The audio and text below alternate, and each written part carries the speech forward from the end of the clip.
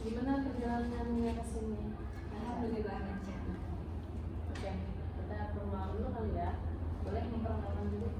Kenalin kan, nama aku Informasi, biasa dipanggil Neng. Oke, perkenalkan nama aku Salsabila. Di sini aku sebagai konselor Kak Neng hari ini yang akan membantu Kak Neng, memandirikan Kak Neng supaya Kak Neng bisa memecahkan masalahnya secara mandiri, dan Kak Neng juga nggak perlu takut, nggak perlu khawatir kalau ceritanya ini akan disebarluaskan, karena dari sesi konseling ini memiliki beberapa asas.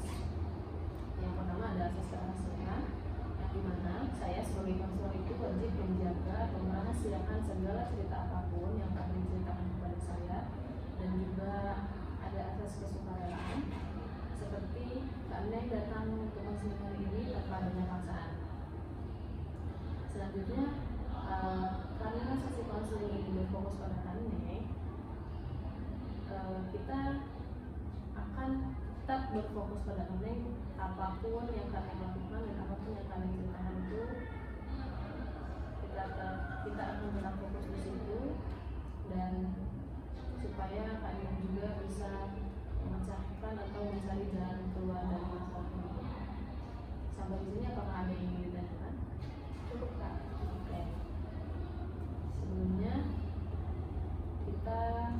Sebelum kita memulai konseling ini, alangkah baiknya kita membaca terlebih dahulu supaya sesi konseling hari ini berjalan lancar dan kita bisa menemukan jalan keluarnya. Baca doa.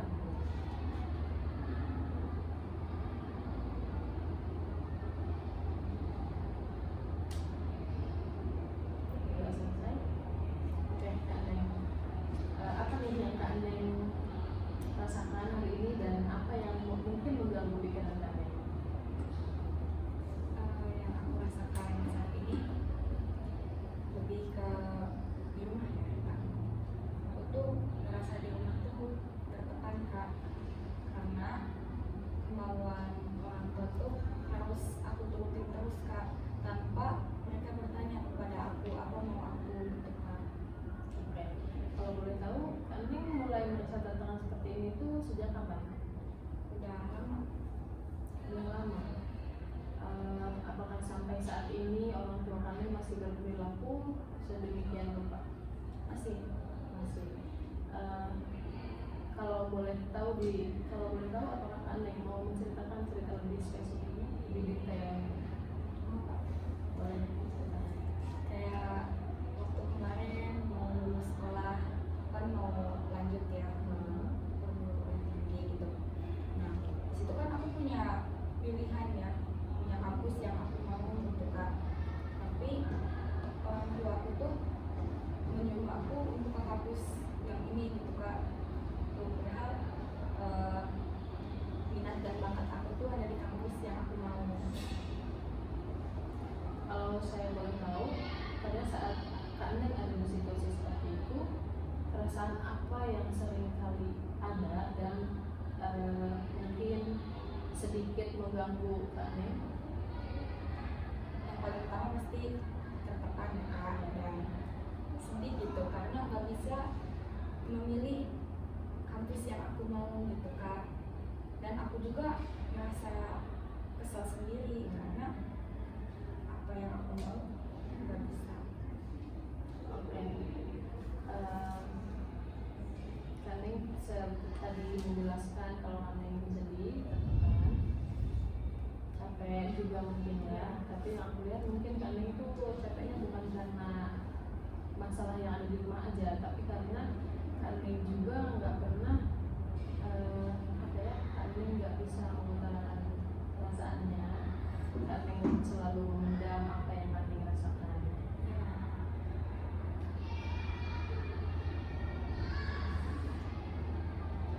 Iya Kak, kadang aku juga mikir kenapa ya aku tuh nggak bisa gitu buat mengutarakan apa yang aku mau ke orang tua aku.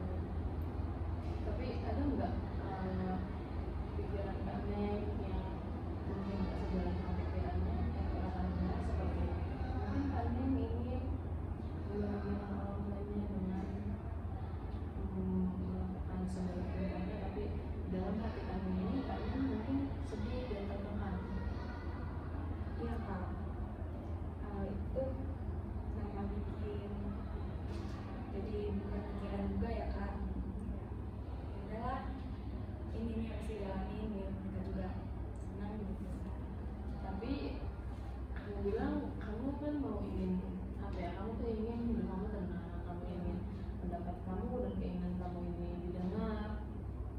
kamu juga bilang kalau kamu nggak apa-apa untuk memendam perasaan ini, kamu nggak apa-apa untuk memendam semuanya sendirian, padahal kamu sakit, kamu memendam ini untuk demi melihat ayah ibu kamu bahagia. Nah, menurut kamu itu sejalan atau enggak?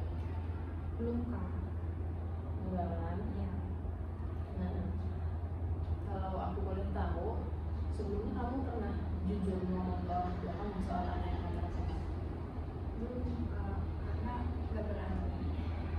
Selain gak berani, Udah sih kayaknya.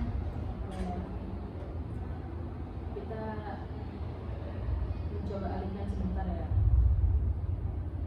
Kak Neng coba bayangin hidup Kak Neng di 5 tahun yang akan datang, kali itu maunya seperti apa?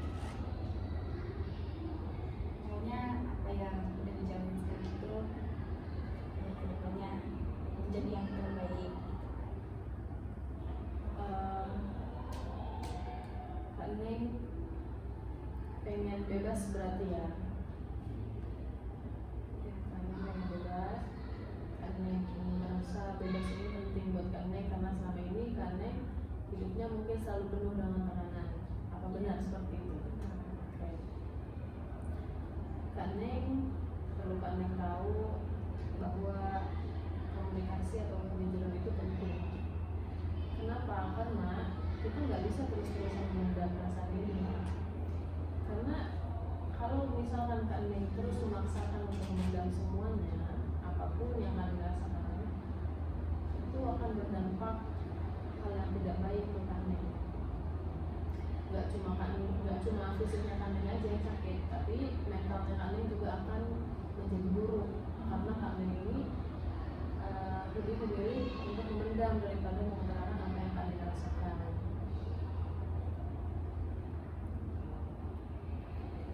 Aku baru sadar jadinya kayak ternyata selama ini aku suka memendam semuanya sendiri. Iya. Nah, kalau aku pribadi, aku juga dulu pernah. Aku juga dulu sama melakukan hal yang sama pada kamu. Aku suka memendam semuanya sendiri. Aku takut untuk mengutarakan apa yang aku ingin. Aku takut untuk menyuarakan pendapatku. Tapi dari situ aku belajar. Aku coba pelan-pelan berubah. Aku coba jujur ke orang tua tentang apa pendapat aku, tentang apa keinginan aku. Tapi dari situ akhirnya aku berhasil, aku bisa.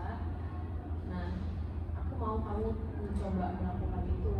Nah, percaya deh, setelah dari situ pasti kamu mungkin hidupnya akan lebih bahagia, lebih tenang ya, karena kamu enggak terlalu berfokus sama apa yang mau dilakukan dari ayah ibu kamu, tapi kamu juga bisa bebas melakukan apa yang kamu ingin.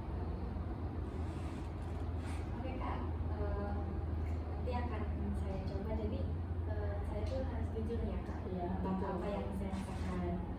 Nah, sebagai contoh umumnya juga, kalian nggak perlu merasakan, nggak perlu khawatir, nggak perlu memikirkan kayak aku harus mulai dari mana ya, gitu. Aku harus kayak gimana ya, gitu.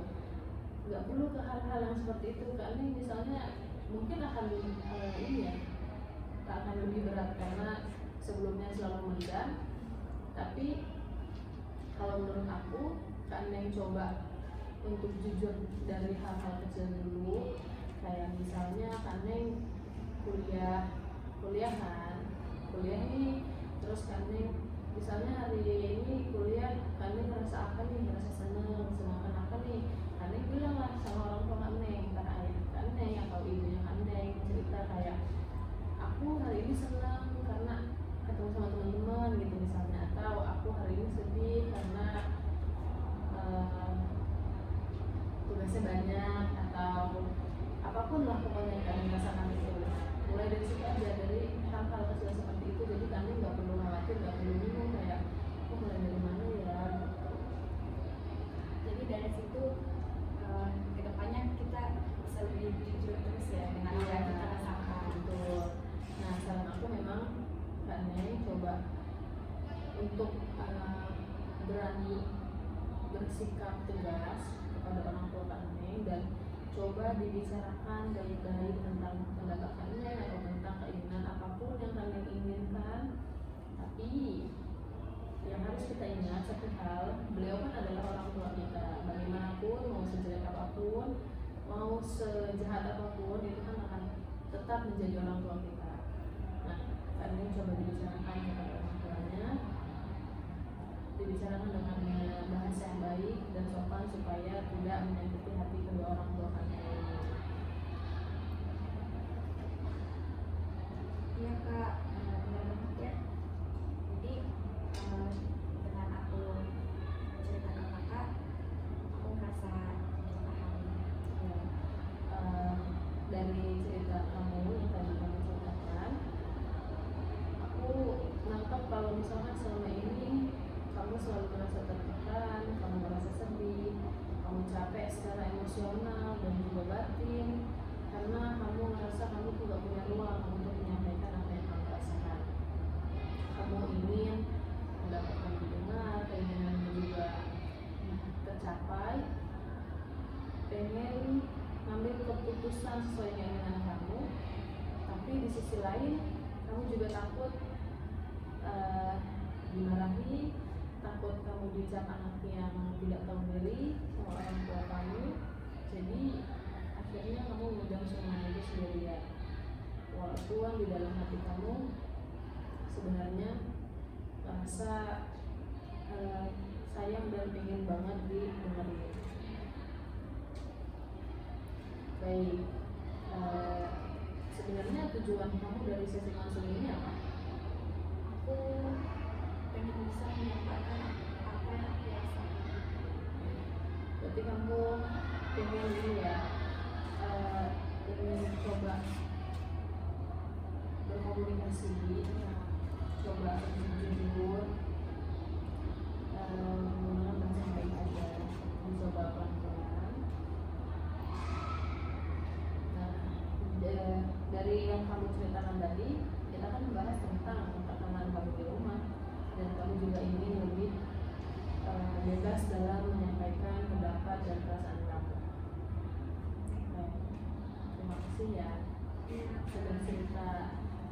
Terima kasih kamu sudah kuat selama ini untuk mendam semuanya apa yang kamu rasakan. Selanjutnya, kalau kamu mau atau kamu butuh untuk sesi konseling lagi, kamu bisa hubungi saya atau kita bisa janjian untuk kapan ketemunya. Kira-kira kamu bisanya kapan nih? Mungkin pas tidak ada jadwal kuliah. Nanti dihubungi aja ya. Mereka Oke, karena ini udah ada di tahap akhir dari sesi konseling ini, saya mengucapkan terima kasih banyak sama kamu udah datang, udah berani untuk mengungkapkan apa yang kamu rasakan kepada saya. Sebelum kita tutup, kita akhiri dengan membaca doa. Berdoa dulu.